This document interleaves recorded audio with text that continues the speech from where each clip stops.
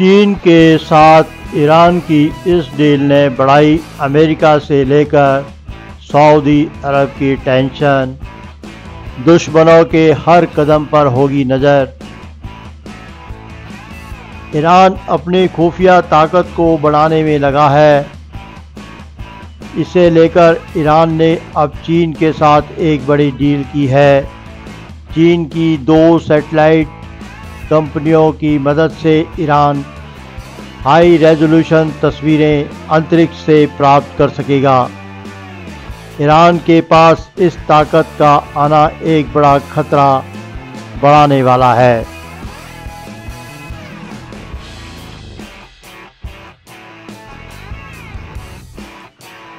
Israel पर हमला प्रलय ला देगा, अमेरिका ने ईरान को दी चेतावनी। हमास के साथ डील लगभग तय। इजराइल और हमास के बीच पिछले 10 महीने से संघर्ष चल रहा है। संघर्ष खत्म करने के लिए इजराइल और युद्ध विराम के बेहद करीब पहुंच गए हैं।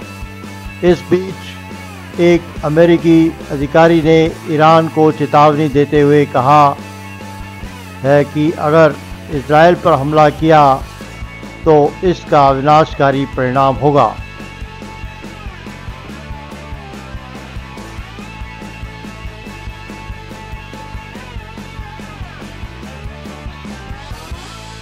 इस बात की आशंका लगातार बनी हुई है कि ईरान कभी भी इजराइल पर हमला कर सकता है।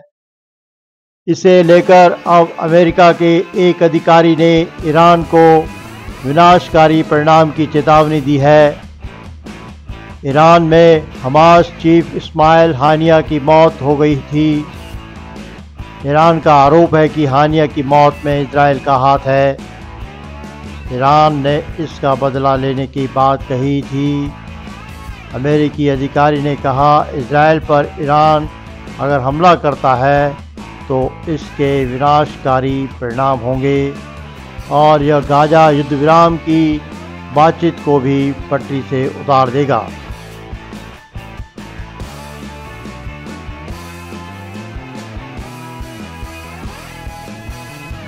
एक वरिष्ठ अमेरिकी अधिकारी ने कहा कि अमेरिका ईरान को प्रोत्साहित करेगा कि वो एक ऐसे रास्ते पर ना चलें जिसका परिणाम काफ़ी विनाशकारी हो सकता है, खासकर ईरान के लिए।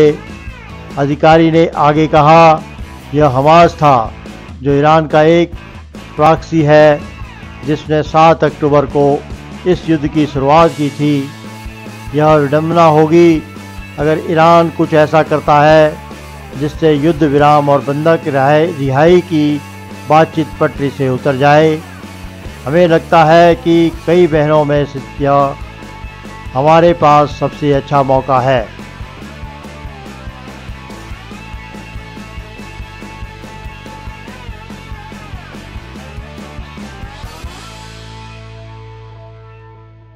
गाजा युद्ध संघर्ष विराम वार्ता के मध्यस्थों ने शुक्रवार को जानकारी दी कि 2 दिवसीय वार्ता समाप्त हो गई और उनका लक्ष्य अगले सप्ताह काहिरा में होने वाली बैठक में युद्ध विराम समझौते पर मुहर लगाना है।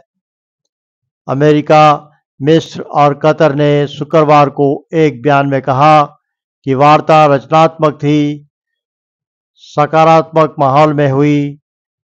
उन्होंने दोनों पक्षों के सामने एक प्रस्ताव पेश किया और आने वाले दिनों में इसे लागू करने के लिए विवरण का काम करना जारी रखने की उम्मीद जताई।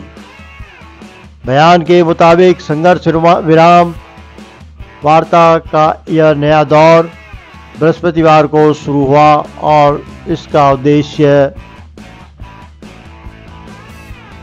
10 महीने से जारी युद्ध को रोकना और बंधकों की रिहाई सुनिश्चित करना है।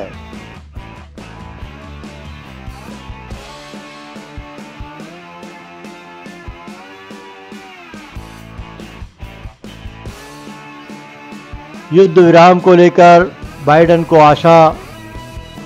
अमेरिकी राष्ट्रपति जो बाइडेन गाजा में इजराइल और हमास के बीच युद्ध विराम और बंधकों की रिहाई के समझौते की संभावनाओं को लेकर शुक्रवार को आशान्वित नजर आए और कहा, हम पहले ही की तुलना में एक बार समझौते के काफ़ी अधिक करीब हैं।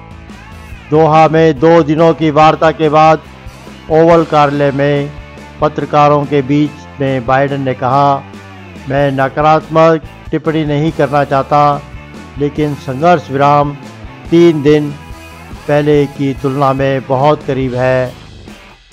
इस 2 दिवसीय वार्ता में अगले सप्ताह वार्ता जारी रखने पर सहमति बनी।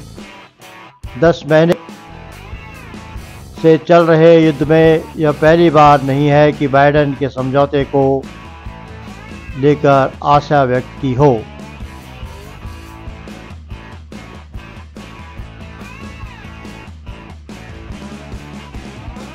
चीन के कुछ ग्रेफाइट प्रोडक्ट्स का एक्सपोर्ट भी बंद कर दिया है। इसके अलावा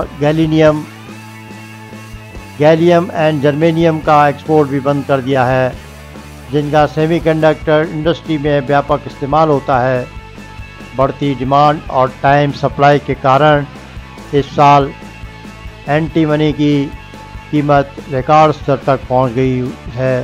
खासकर फोटोवोल्टिक सेक्टर में इसकी मांग काफ़ी बड़ी है, जहां इसका इस्तेमाल सोलर सेल के परफॉर्मेंस सुधारने में होता है। चीन दुनिया में रिफाइंड एंटीमनी का सबसे बड़ा सप्लायर है, लेकिन वह थाईलैंड, म्यांमार और रूस जैसे देशों से इसके अयस्क का आयात करता है।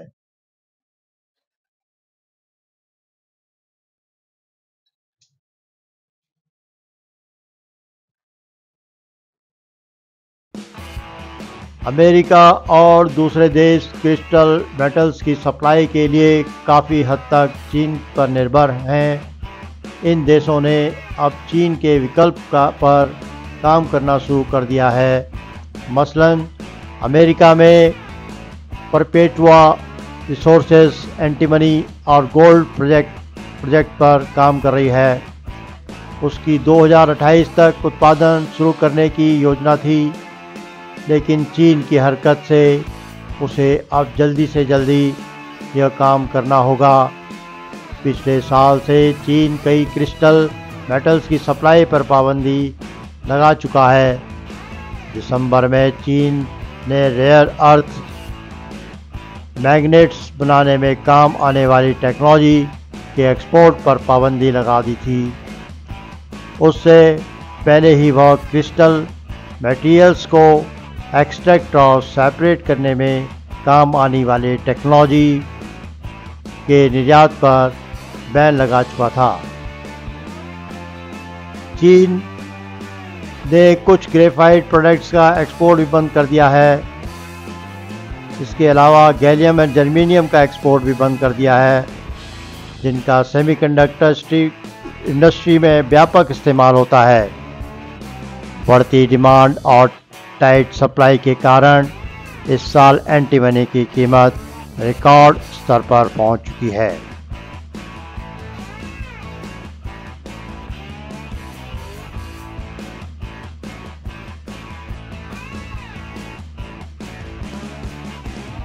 चीन की सरकार ने एक बयान में कहा कि देश की राष्ट्रीय सुरक्षा और राष्ट्रीय हितों तक तथा प्रसार के अपने अंतर्राष्ट्रीय दायित्वों को पूरा करने के लिए एंटीमनी के एक्सपोर्ट पर पाबंदियां लगाई जा रही हैं। चीन का कहना है कि यह पाबंदी किसी खास देश या रीजन के लिए नहीं है, लेकिन जानकारों का कहना है कि यह चीन की नई चाल है। एंटीमनी की सप्लाई बंद होने से अमेरिका और यूरोपीय देशों की सेनाओं पर सबसे ज़्यादा असर होगा। चीन ने 15 सितंबर से 6 तक तरह के एंटीमनी के प्रोडक्ट्स के एक्सपोर्ट पर पाबंदी लगाई है। इनमें एंटीमनी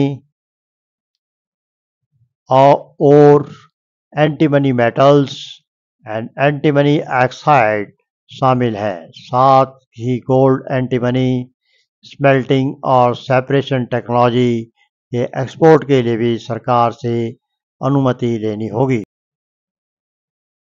चीन ने राष्ट्रीय सुरक्षा के नाम पर एक नया खेल शुरू कर दिया है। इस टॉप सीक्रेट मीटिंग के बाद अमेरिका की तरफ से ईरान को वार्निंग रिलीज की गई है। वॉर जोन में ईरान, अमेरिका की सीधी टक्कर।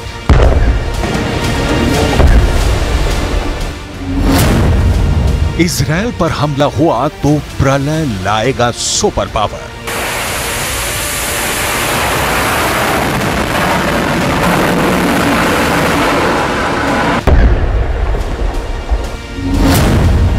एक के बदले गिरेगी 1000 मिसाइल।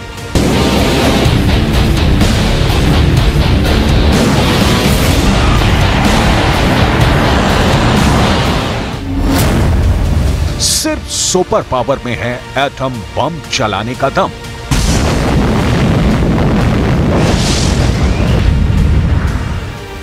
ये वो सच है जिससे पूरी दुनिया रूबरू हो चुकी है। एटम बम का धमाका दुनिया में इकलौता अमेरिका ही है जिसने किया है। अमेरिका के परमाणु बम की विनाश लीला इस धरती ने देखी है, जापान ने झेली है। कुछ वैसे ही हालात बन रहे हैं। अमेरिका जो कहता है वो करता भी है। इस बार अमेरिका ने प्रलय लाने की चेतावनी दी है। चेतावनी ईरान को है, लेकिन खौफ में पूरी दुनिया है। वजह है न्यूक्लियर हथियार के महाविनाशकारी बाण।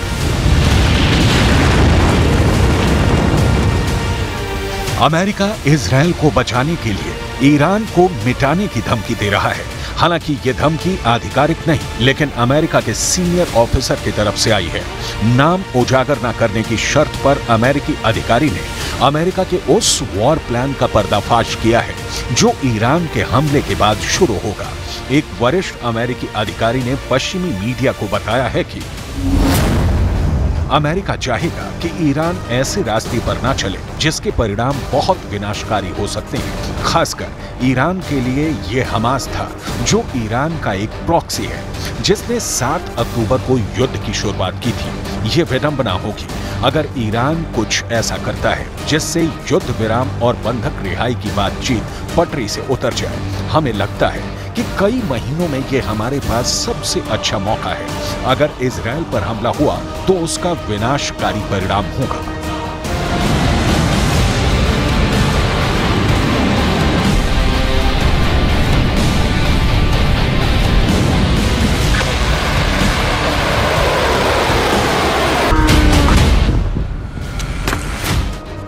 अमेरिका कोशिश में जुटा है कि किसी भी तरह गाजा में युद्ध विराम लागू हो सके। कतर में युद्ध विराम समझौते की बातचीत आखिरी दौर में है। इस बीच ईरान की तरफ से इजरायल पर हमले की धमकियां जारी हैं। इसलिए अमेरिका भड़का हुआ है। प्रेसिडेंट जो बाइडेन चाहते हैं कि हमास इजरायल समझौता जल्द से जल्द हो, लेकिन ईरान के अड़ंगे से यह डील मुमकिन नहीं हो रही। इसके बावजूद प्रेसिडेंट जो बाइडेन उम्मीद पर कायम है। Fire talks. So far, as of an hour ago, it's still in play. I'm optimistic, not far from over. Just a couple more issues, I think we got a shot. Are you more optimistic now than you have been in months past? Yes. Why? If I told you that, I'd give away what's going on. When would the ceasefire begin if you can get a deal? That remains to be seen. Iran पर सिर्फ Israel की वजह से ही America नहीं भड़का। Iran में चीन के बढ़ते दखल से सुपर पावर को खतरा है। चीन ने ईरान को जब से पूरा समर्थन देने का ऐलान किया है, तब से अमेरिका आउट ऑफ कंट्रोल है। ईरान ने खुफिया जानकारी जुटाने को लेकर चीन के साथ एक बड़ी डील की है। इस डील ने अमेरिका, इजरायल के साथ साथ सऊदी अरब की टेंशन बढ़ा दी है। वॉशिंगटन पोस्ट में शुक्रवार को पश्चिमी सुरक्षा अधिकारियों का हवाला देते हुए कहा गया कि ईरान 2 चीनी सैटेलाइट कंपनियों के साथ सक्रिय रूस से साझेदारी कर रहा है। इस डील में ईरान के इस्लामिक रिवॉल्यूशनरी गार्ड्स शामिल हैं। रिमोट सेंसिंग सैटेलाइट टेक्नोलॉजी में एक्सपर्ट कंपनी के साथ लेन देन होगा। इस साझेदारी का लक्ष्य इजरायल और मिडिल ईस्ट में सैन्य टारगेट्स की हाई रेजोल्यूशन निगरानी की क्षमता बढ़ाना है, जो अमेरिका, यूरोप और मध्य पूर्वी खुफिया एजेंसियों की टेंशन बढ़ा रहे हैं।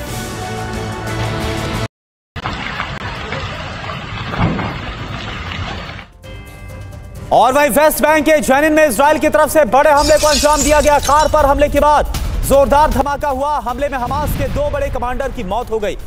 अबू आरा और राफेद दवासी की हमले में मौत हुई है, जो खबर आ रही है। तो ये तस्वीर इस वक्त हम आपको दिखा रहे हैं। वेस्ट बैंक में बड़े हमले को अंजाम दिया गया। वेस्ट बैंक के जेनिन में इजराइल की तरफ से हमला हुआ है।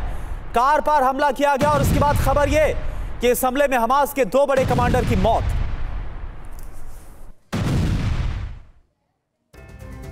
तो कुछ घंटे पहले तक इजराइल पर ईरानी हमले का संकट मंडरा रहा था, लेकिन खबर है कि अब बेंजामिन नेतन्याहू ने इस संकट को खत्म करने का प्लान तैयार कर लिया है। ईरान के हमले से पहले इजराइल ने काउंटर अटैक शुरू कर दिया है और इसमें निशाने पर ईरान के प्रॉक्सी हैं। हालांकि इस बीच खबर यह भी आई है कि Israeli airbase high alert mode पर है। प्रधानमंत्री ऑफिस से कॉल मिलते ही इजरायली फाइटर जेट ईरान पर भी बड़ा हमला कर देंगे। ऐसे में जो अरब में संधि की खबरें आ रही थी, वो रास्ते अब साफ तौर पर बंद होते हुए नजर आ रहे हैं। यानी आप देखिए, एक तरफ ईरान इजराइल के खिलाफ अपनी तैयारी कर रहा है, हिजबुल्लाह तैयारी करके बैठा है, और वहीं दूसरी तरफ आप देखिए तमाम जो कोशिशें हो रही थी कि हालात को किसी तरह से बातचीत के जरिए काबू में किया जाए, वो सभी रास्ते अब बंद हो रहे हैं। तो खबर है इजराइल का आखिरी फैसला सामने आ गया। इजराइल ईरान पर बड़ी एयर स्ट्राइक कर सकता है। आईडीएफ का प्राइमरी टारगेट ईरान के न्यूक्लियर बेस हो सकते हैं। इजराइल ईरान के आर्मी और एयरबेस को भी टारगेट पर लेगा। हथियार डिपो और अंडरग्राउंड मिसाइल सिटी को भी निशाना बना सकता है इजराइल। यह खबर सामने आ रही है निकलकर।